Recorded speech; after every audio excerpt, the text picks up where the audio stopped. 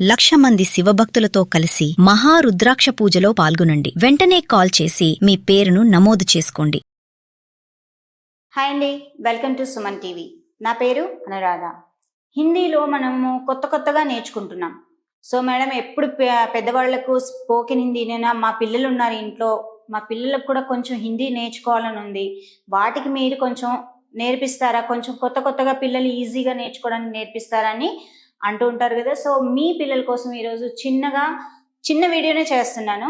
ఈజీగా మీరు పేరెంట్స్ ఇంట్లో కూర్చొని చదివించుకోవచ్చు పిల్లల్ని, ఏమి ఇబ్బంది లేదండి, చాలా ఈజీగా. సో చిన్నపిల్లలకి ఏమంటే సంయుక్త అక్షరాలు, ద్విత్వాక్షరాలు ఉంటాయి. వాటిని ప్రొనౌన్స్ చేయడానికి కొంచెం కష్టంగా ఉంటుంది. పిల్లలకు తెలియక వాళ్ళు తప్పులు ప్రొనౌన్స్ చేస్తూ ఉంటారు. సో అలాంటి పదాలని ఎలా ప్రొనౌన్స్ చేయాలి, ఎలా మనం పిల్లలకి ఉచ్చారణ నేర్పించాలి అన్నది ఈరోజు మీలాంటి వాళ్ళ కోసమే నేర్పిస్తున్నాను. సో నేర్చుకొని మీ పిల్లలకు మీరు ఇంట్లోనే హిందీ ఈజీగా నేర్పించుకోవచ్చు. చూద్దామా మరి ఆ వర్డ్స్ ఏంటో? చూడండి, జల్దీ. ఓన్లీ వర్డ్స్ ఇస్తున్నానండి హిందీలో. ఇవి స్కూల్ పిల్లలకు మాత్రమే యూజ్ అయ్యే వర్డ్స్. ఓకే, జల్దీ. ఇక్కడ చూడండి, ఇక్కడ లా ఆఫ్ ఉండడం వల్ల పిల్లలకు ప్రొనౌన్స్ చేయడానికి కొంచెం కష్టం అవుతుంది. వాళ్ళకి తెలీదు, జలది అని ప్రొనౌన్స్ చేస్తారు.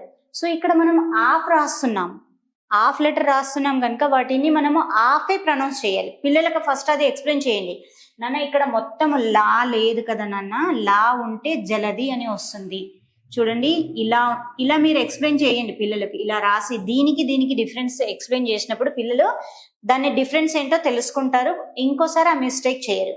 సో ఇక్కడ ఏముంది, జలది ఉన్నప్పుడు జలది అని మనం చదవాలి. ఇక్కడ లా ఆఫ్ ఉంది, సో అందుకని దాన్ని ఆఫ్ గా ప్రొనౌన్స్ చేయాలని పిల్లలకు ఫస్ట్ మనం ఎక్స్ప్లెయిన్ చేసామనుకోండి, వాళ్ళు మిగతా వర్డ్స్ చదివేటప్పుడు అలాంటి ఇబ్బందులు రావు. సో ఇదేంటి, జల్దీ. Okay, so next word. So చాలా మంది పిల్లలు, నేను కూడా చదివించేటప్పుడు కన్ఫ్యూజ్ అవుతుంటారు ఈ వర్డ్ ని చదవడానికి. ఎలా అంటే పకక అంటుంటారు. నేను ఎందుకంటే చదివిస్తూ ఉంటాను, నాకు గుర్తుంది. పిల్లలు ఏం చేస్తారంటే పకక, 2 కాళ్ళు ఉన్నాయి గనక పకక అంటారు. సో ఎందుకంటే వాళ్ళకి అది ఎలా ప్రొనౌన్స్ చేయాలో తెలీదు, అది ఆఫ్ లెటర్ అన్నది కూడా వాళ్ళకి తెలియక వాళ్ళు అలా ప్రొనౌన్స్ చేస్తున్నారు. దాని మీనింగ్ వాళ్ళకు తెలీదు.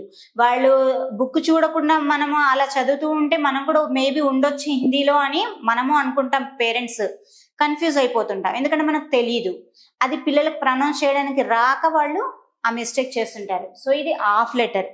ఆఫ్ లెటర్ వల్ల ఇక్కడ పక్కా, ఇది ఎలా ప్రొనౌన్స్ చేయాలి, పక్కా. ఓకే, ఇది ఆఫ్ లెటర్.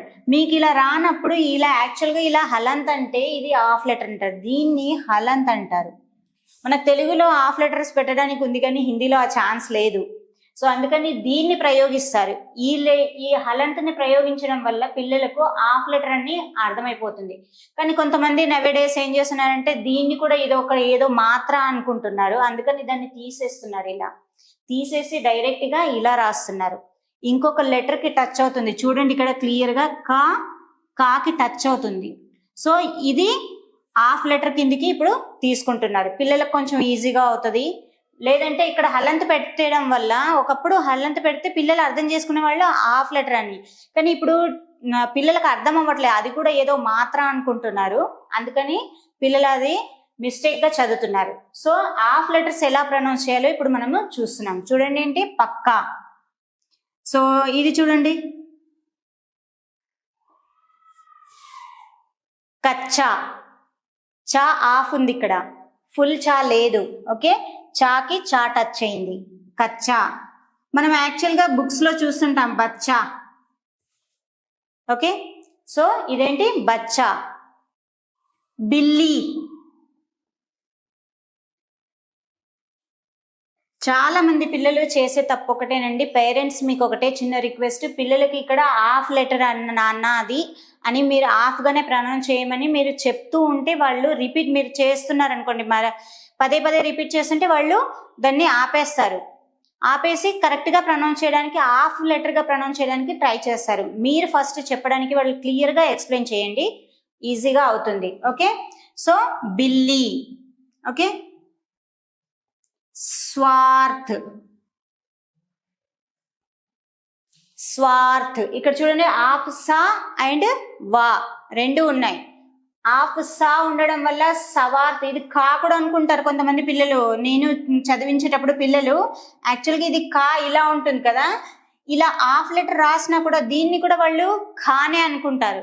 సో వాళ్ళకి ఒక్కటి చిన్న ఎక్స్ప్లెయిన్ చేయాలి. ఖాకి ఇక్కడ మధ్యలో డాష్ ఉండదు నాన్న, సా మనం ఫుల్ గా రాస్తాం కదా.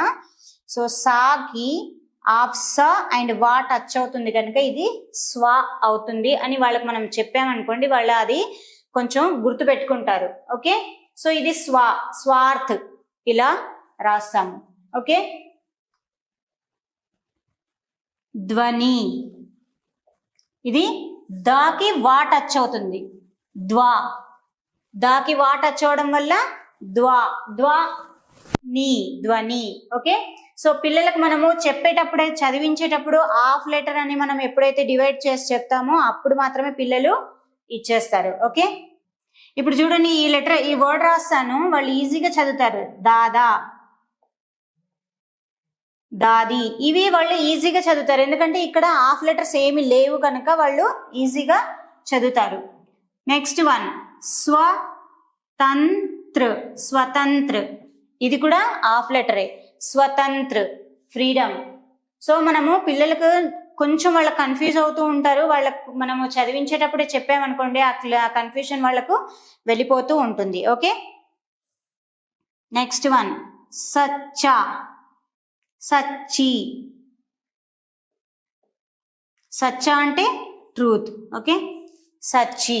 ఓకే, సో ఇలా మనము పిల్లలకు కొంచెం హాఫ్ లెటర్ ఎలా ప్రొనౌన్స్ చేయాలి అన్నది మనము వాళ్ళకు నేర్పిస్తూ ఉంటే ఆ సంయుక్త అక్షరాలు ద్విత్వాక్షరాలు దేన్ని అంటారు, వాటిని ఎలా ఉచ్చారణ చేయాలి అన్నది వాళ్ళకు అది క్లియర్ గా అర్థమవుతుంది. ఇది ఓన్లీ ఈ వీడియో చిన్నపిల్లలకు మాత్రమేనండి, ఎందుకంటే పిల్లలు చదవడానికి ఇలాంటి పదాలను చదవడానికి చాలా కన్ఫ్యూజ్ అవుతుంటారు, అందుకని వాళ్ళ కోసమే ఈ వీడియో చేస్తున్నాను. సో పిల్లలకి ఈ కన్ఫ్యూజన్ వెళ్ళడానికి మీకు యాజ్ ఎ పేరెంట్స్ గా మీరు ఎలా ఎక్స్ప్లెయిన్ చేయాలో నేను మీకు ఒక చిన్న వీడియో రూపంలో చెప్తున్నాను. మీరు పిల్లలకి ఇలా చెప్పుకున్నారనుకోండి చాలా ఈజీగా వాళ్ళు అర్థం చేసుకుంటారు. సో మీరు ఇలా మీ పిల్లలకి నేర్పిస్తారని అనుకుంటున్నాను. Thank you.